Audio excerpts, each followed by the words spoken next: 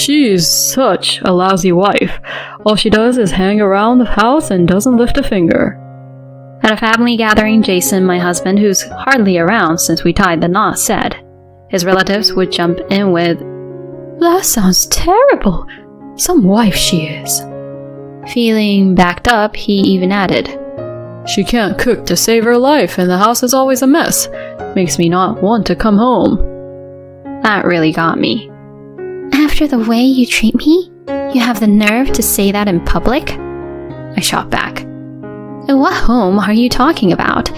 You no longer have a house to come back to." The relatives and he were both caught off guard by my response. "I ended the lease a week ago. But don't worry, I stored all your stuff. Guess you wouldn't know since you're hardly ever home." "You did what?" he gasped. His dad jumped in. "Hold on, what's happening here?" Jason was in for a rough time. "My name's Susie, and I'm a 32-year-old married lady. My folks own a mid-sized factory. Dad's the big boss, and Mom manages some of the part-timers. Being their only kid, they doted on me a lot. After college, I snagged a job in accounting at a big car company. I'm kind of shy, so when I hit 30 and was still single, my parents got a bit anxious. They suggested a few arranged marriages, but nobody clicked. Just as I was about to call it quits, Dad introduced me to the son of a business buddy. Out of respect, I decided to meet him. That's how I met Jason, who'd be my future husband. He was involved in his dad's business, but at a different company. I was charmed by his manners and sweet smile. Turns out he felt the same and invited me out. After a few dates, he popped the question within 6 months. Elated, I said yes, and our families were in the loop. My parents were thrilled. "Susie, we're so happy. Jason, you better look after her," they beamed. Joining forces with an important business partner would be a boost for Dad's company. We then visited Jason's folks. Their place was swanky. His mom, Mary, who's on the city council, warmly said, "We were worried about Jason being single for so long. Glad he found you." She was kind-hearted, but super energetic. Jason's dad, Scott, chimed in. "In our business, family ties are crucial. Welcome aboard, Susie. Take care of our boy." He was a bit intimidating, but it was comforting that they were on board with our wedding. Soon after, Jason and I made it official and celebrated with a ceremony. One catch was that I'd become a stay-at-home wife. "Work keeps me on my toes. I'd like you to run the household," he'd said. I responded, "Sure thing. I'll make sure everything's in tip-top shape at home." With his solid paycheck and generous wedding gifts from both families, settling into the housewife role wasn't a big deal for me. My friends would often rib me, saying, "Being a housewife with all that free time sounds like the dream." After getting hitched, Jason turned down his folks' offer to get us a condo. He wanted us to pick out a rental that feels right for us. I started thinking maybe it was best not to lean on his parents too much. I respected his call and was on board. When he started looking for a place, he said, "I'm buried in work right now and can't help hunt for an apartment. Mind handling that and getting the lease sorted?" "You're sure about this?" "Absolutely. Find something you like and I'll just move in." So I set out solo, picked an apartment and got everything set up. Once we were married, we shifted into our new place, ready for that honeymoon phase. But that bubble burst real quick. Jason was barely around. He'd burn the midnight oil on weekdays and be out the door at the crack of dawn. On weekends, he claimed work dragged him in. He often jetted off for business trips, too. My days became a loop of chores and waiting. I'd whip up dinners only for him to say, "Grabbed something out," and hit the hay without eating.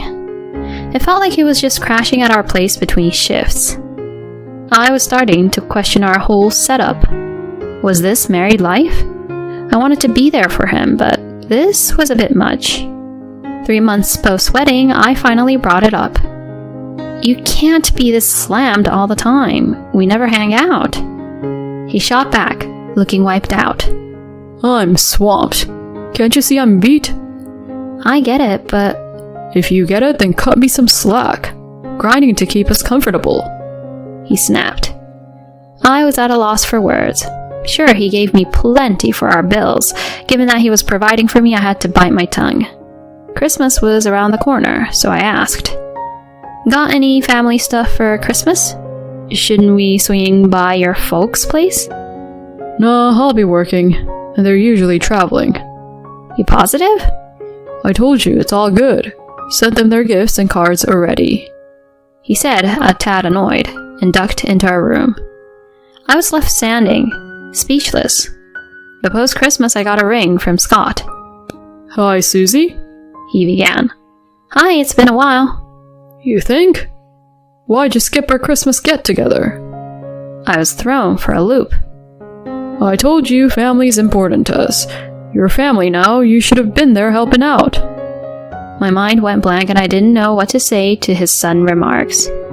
I had no idea that there was a family gathering and I thought they took a holiday trip. "I'm sorry, Scott, but I was told." "Save it. From what my son's been saying, it seems like you're slacking at home." "Excuse me?" I've been on top of the housework, and considering how little Jason's around, did he seriously complain about that to his dad? "Listen, you wanted to be a housewife, so you've got to pull your weight at home. Clear?" Scott added, sounding stern. All I could muster was a quiet yes. That evening, I had to have a talk with Jason. "You told me there was no Christmas gathering. Why'd I get chewed out over it?" "Did I? Maybe you misunderstood." "No, I heard you loud and clear. I would have gone if I had known. And if there was an issue with my housekeeping, you should have come to me before running to Scott." I snapped, holding back tears. He scoffed. "You probably just chill at home and now you're kicking up a fuss?" "What? I work hard at home when you're not around."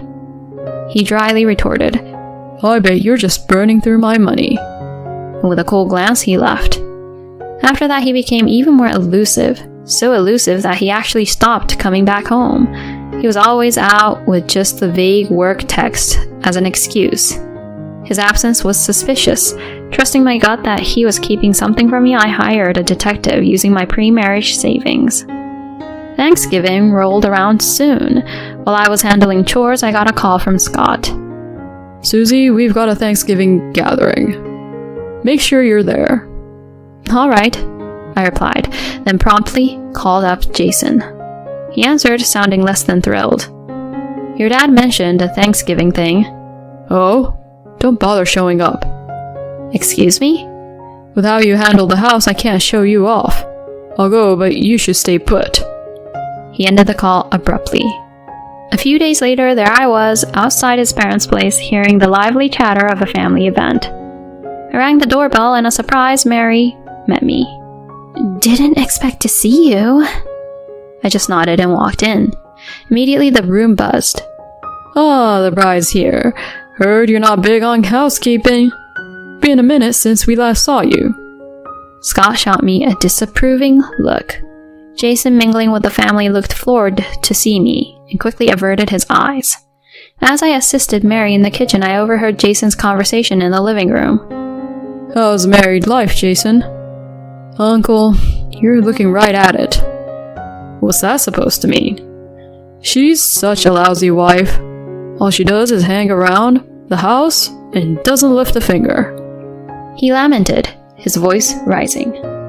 The room chimed in with their critiques, fueling Jason's complaints about my cooking and housekeeping skills.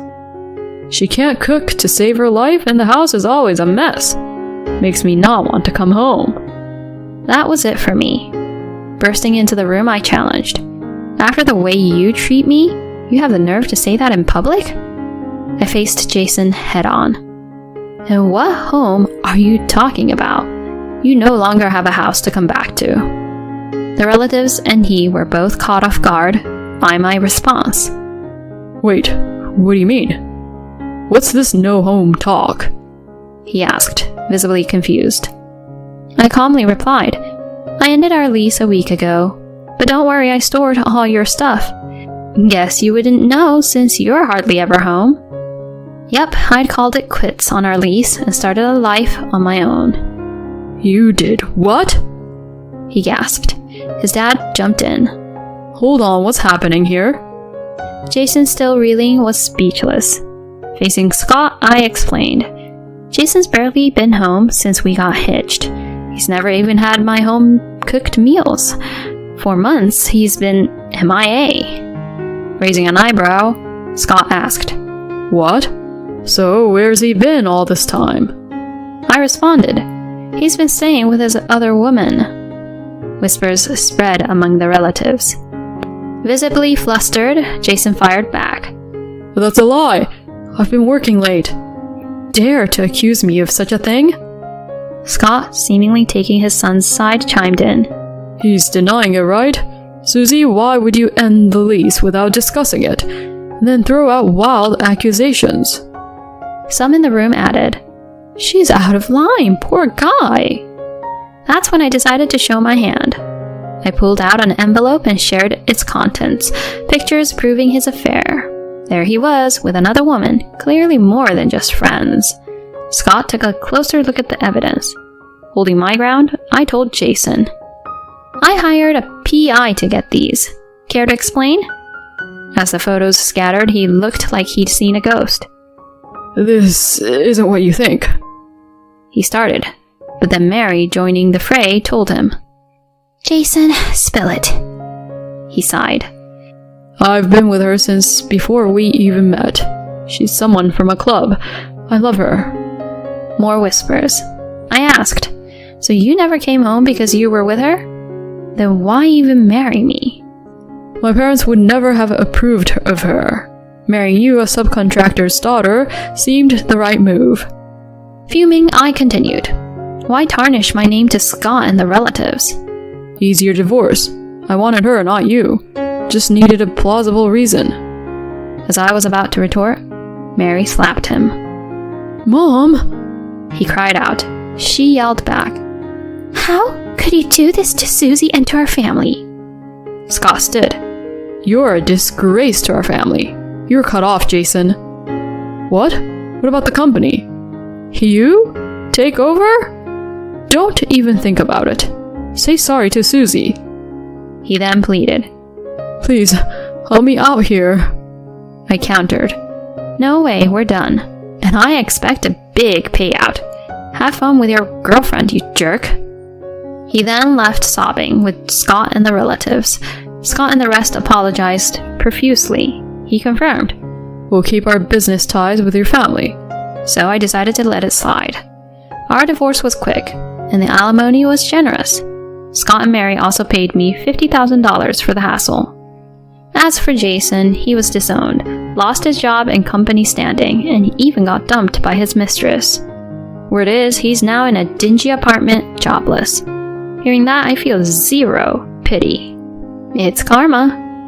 I'm back at work, financially stable thanks to the divorce, and I've got Europe in my sights. From now on, I'm living for me.